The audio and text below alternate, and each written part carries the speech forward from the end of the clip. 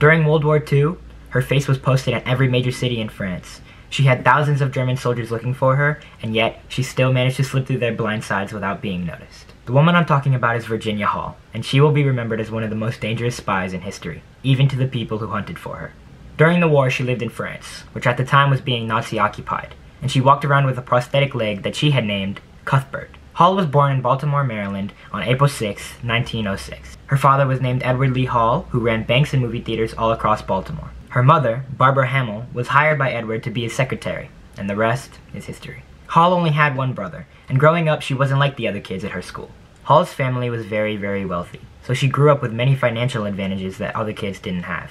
She always had the nicest clothing, always had the nicest toys, and always had the nicest material things. Since Hall's mother wasn't born into a wealthy family, she appreciated and embraced this new lifestyle set for her. Hall's parents also wanted to ensure that she married a very wealthy man, so that way she wouldn't always rely back on the financial advantages of her family throughout her life. Alright, now that we learned a little bit about her childhood, let's dig deep into the good stuff. While in college, she focused on becoming bilingual and took a high interest in economics. Early into her life, Virginia Hall saw the horrors that Jewish people in Poland were being put up against, and she knew she had to do something to help. But before we get into how she contributed to the war, we need to understand that Virginia Hall had many setbacks.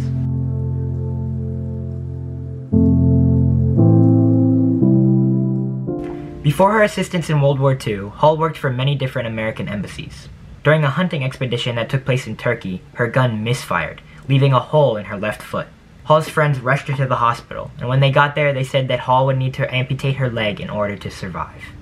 Now, let's take a minute to really think about that. You just went on a hunting expedition with all of your friends, expecting nothing less than a great time. Then, out of all of a sudden, you hear a bang and your gun misfires. You shot yourself with your own weapon. Many people would let this discourage them, but not Hall. Now having one leg, she took the next year to relearn how to walk and build up her determination to help in World War II.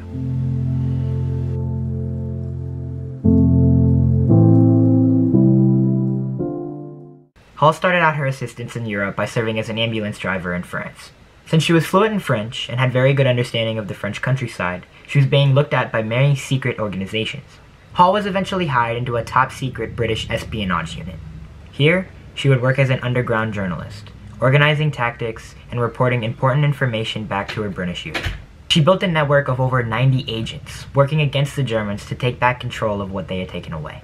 German soldiers were doing everything in their power to find the so-called limping lady. Her face was posterized and announced all across France, and it was said that if she had been captured, she would have been tortured and killed in the most tormenting way. Even still, Hall continued to fight the German army. She didn't let the thousands of soldiers looking for her stop her from doing what she thought was right. However, Hall wasn't always successful. As a matter of fact, in 1942, she ended up getting captured, and this story is one of my favorites.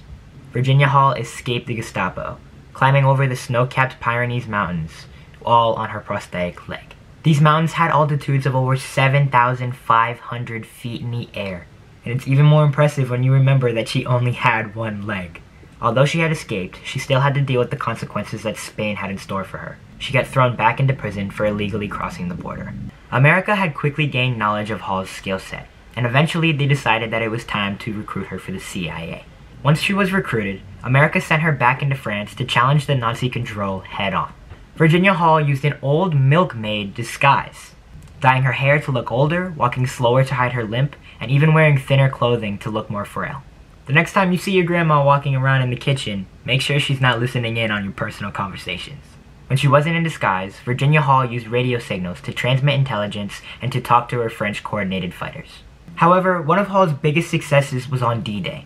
Her team was able to derail German freight trains, destroy bridges, and even burn phone lines so that way the Germans couldn't communicate with each other. The Nazis could no longer communicate with their reinforcements, and therefore they had to retreat. Virginia Hall had a crucial role in America's victory in World War II, and also had a major impact on women's rights today.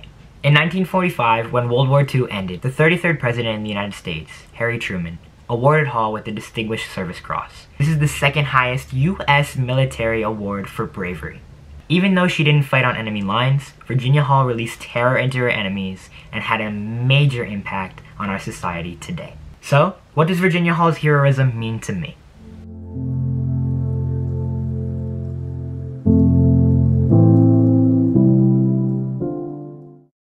Virginia Hall started out as a very talented prodigy, learning multiple languages at a young age. When she finally grew up, this knowledge of multiple languages managed to help her commit to American embassies and help us win the war. But looking at what she did for the war alone is far from justifiable.